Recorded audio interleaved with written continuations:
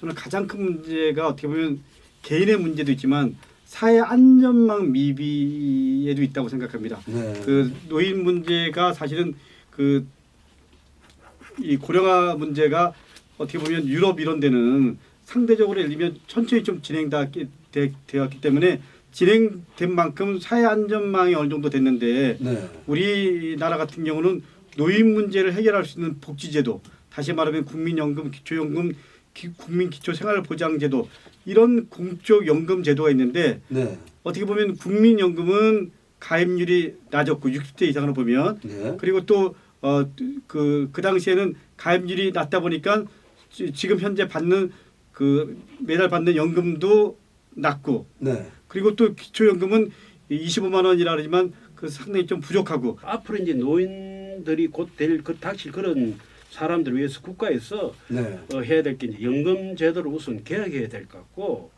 또 하나 이제 일자리 창출이라든지 뭐 시인에 대한 특별 대책이라든지 네. 또 특히 이제 요새는 그 아무리 뭐 60세라도 옛날에 한 40대 후반 50대 마찬가지고 70대라도 또 마찬가지니까 그런 사람들에게 재교육 등 다양한 고령화 정책을 정부에서 마련해야 되지.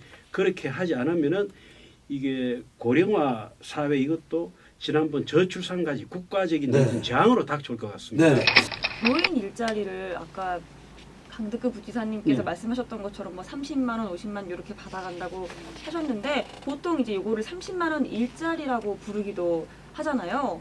이게 일의 질이나 급여 수준을 감안했을 때 사실상 무상복지에 가깝다라는 얘기들도 많아요. 혹시 그거에 대해서는 어떻게 생각하시나요? 뭐 말씀드린 대로 그 맨 처음에는 무상복지 뭐 퍼주기 뭐 이런 식으로 공격을 많이 당했죠. 네. 그렇지만 그렇죠. 그 예를 들면 뭐 이명박 정권 때 그리고 박근혜 정권 때 노인 일자리 사업은 계속 증가했습니다. 그리고 여러 그 자료를 보면 노인 일자리 사업이 노인들의 사고를 줄이는데 사고라는 것은 고통, 질병, 고독, 무의 뭐 이런 것들을 줄이는데 일정 정도 역할을 해왔고 네. 경제적으로 어느 정도 그 효과가 있었다라는 게 밝혀졌습니다. 그래서 저는 이거를 꼭 그렇게 바라보는 것보다는 어쨌거나 개인적으로 예를 들면 그 사고가 있으면 다 그것도 국가가 예를 들면 뭐 의료보험이라든지 이런 걸 통해서 부담을 해야 되잖아요. 그러니까 이거를 장기적으로 노인 일자리 사업을 통해서 경제적인 어려움을 일정 정도 해소하는 역할도 하고 그리고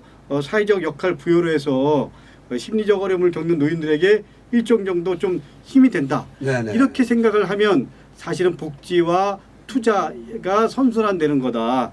이렇게 생각을 하면 좋을 듯합니다.